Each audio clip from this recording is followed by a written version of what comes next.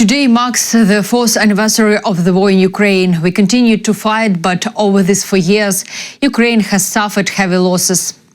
My name is Albina Pidhirnyak. More details coming up next. Since 2022, around 55,000 Ukrainian soldiers and more than 760 children have been killed, and thousands of Ukrainians remain in captivity.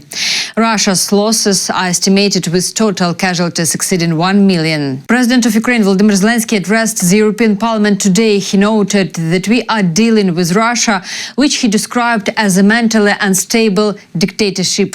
There are many dictatorships in the world.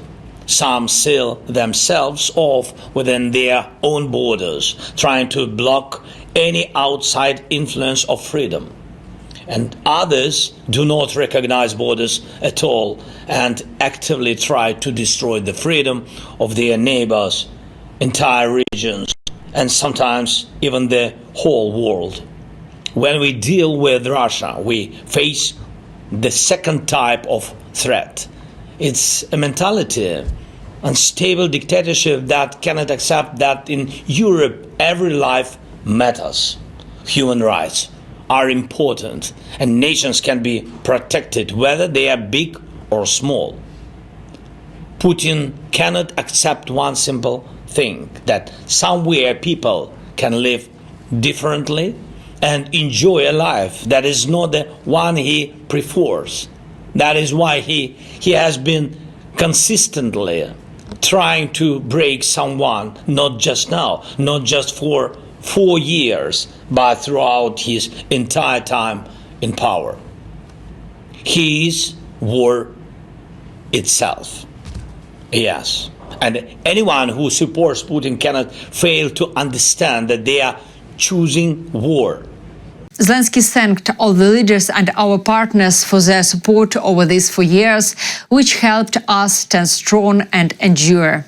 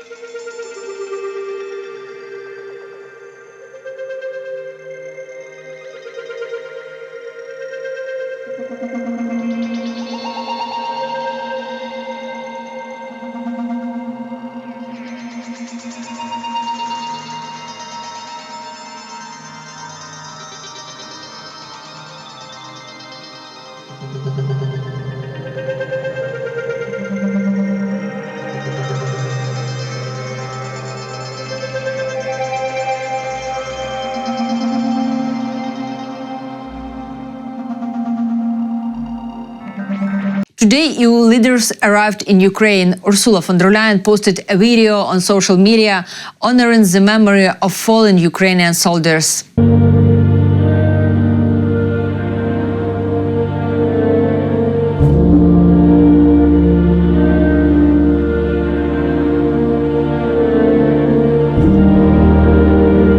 Volodymyr Zelensky also spoke at the meeting of the coalition of the willing. Here is what the president said. Thank you very much, Kaya, Emmanuel. Dear friends, first of all, thank you for being here with us today, and you have been here with us for all these years. This is a great historical challenge, and we are very grateful that Ukraine has great friends like you.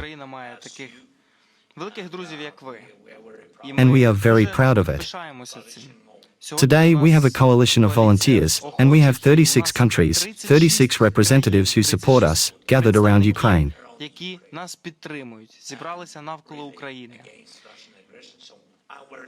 They support us in defending against Russian aggression. I am very grateful for this support. This is important. I will speak very quickly. We do not have much time. As Cyrus said, we speak in an open line. We didn't know about it before, but it's okay. What can I say? There are no secrets. Russia is hitting our civilians, hitting our energy. We had a terrible winter, and I think that only the help of our friends and the resilience of our people gave us the opportunity to survive.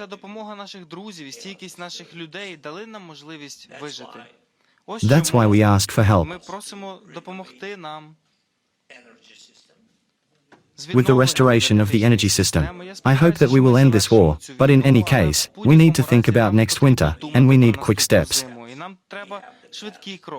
We have plans. We will share these plans with you, with our friends, because it is really very difficult to restore everything on your own.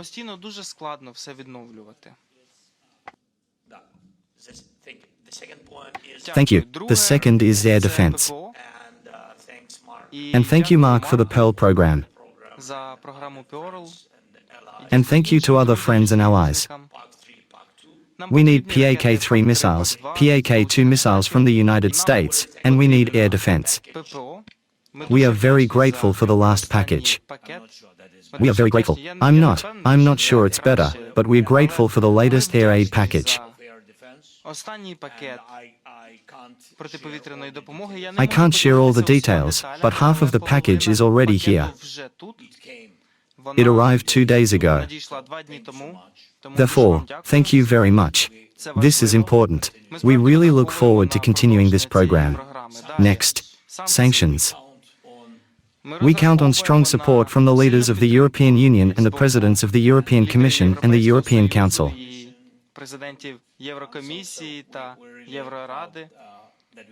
We are really proud to have this relationship. We are counting on the next sanctions package, especially against the Shadow Fleet, the Russian Shadow Fleet, to stop their tankers. And, of course, we expect that there will not be so many challenges with 90 billion.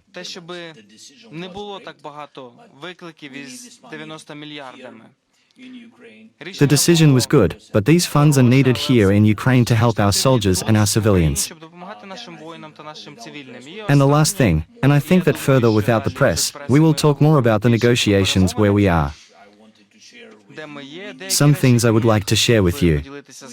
We need Europe in the negotiations. We are doing what we can to involve Europeans as closely as possible in this process. And we count on your leadership in this entire negotiation process. We will have a three-way format, I think, during this week, maybe 10 days. What else can I say? We need peace, but we must prepare for any other challenges from Russia. Therefore, thank you very much for your support. Thank you, Kaya. Emmanuel Macron, at the meeting of the coalition of the willing, said that he is skeptical about peace in the short term. First, I would like to welcome all the initiatives related to the negotiations, but I am relatively skeptical that there can be peace in the short term. But let's understand that there is no vision from the Russian side in a world as clear as we do, as we see it from our side, so we must keep moving. And I fully agree with you, Kaya, and Mr. President of Ukraine, that you do have some successes on the battlefield, and militarily, economically, and strategically, the Russians have been defeated, and they are being defeated at the moment. Prince Harry recorded a message addressing Ukrainians on the occasion of the 4th anniversary of the full-scale invasion. Over the past year, I've had the honor and privilege of visiting Ukraine twice. Each time I left deeply moved by the courage, dignity, and unbreakable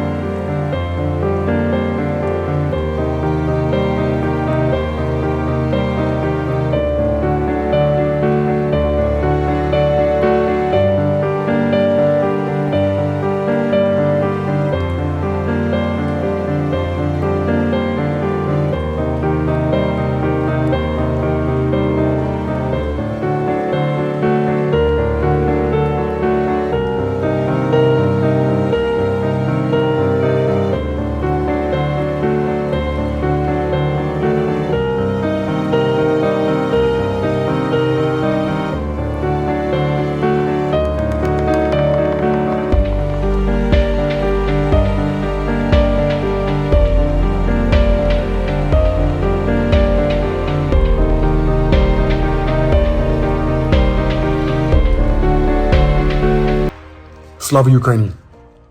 Meanwhile, Russians are being told that after 3 years of the full-scale invasion, their eyes have supposedly been opened and that society has consolidated around Putin. Russia and Russians have really changed a lot over the past 4 years. There was a phenomenal consolidation of society around the president. There has been, well, probably, a maturation of society in terms of understanding our roots, in terms of understanding what is good and what is bad all over the world, in international affairs. Russia has opened its eyes to many international processes, to how to further build relations with many international organizations and capitals, in particular. Therefore, these are very important 4 years in the history of our country. The country will move on. Of course, these 4 years will always remain in the memory of people. Putin, who wanted to take Kiev in 3 days, is threatening the world with nuclear weapons and said today that Russia will not be dealt a strategic defeat. It is not possible to inflict a strategic defeat on Russia. Well, it doesn't work out, but I want it so much. They cannot live without it, or they believe that they cannot. It is imperative to defeat Russia. Well, they are looking for any way, at least something. They will bring themselves to some extreme line, then they will regret it. It was loud in Russia today after a strike in Borisivka-Belgorod region. A gas distribution facility caught fire. Look. Is that ballistics? What a timely move. Into the gas distributor.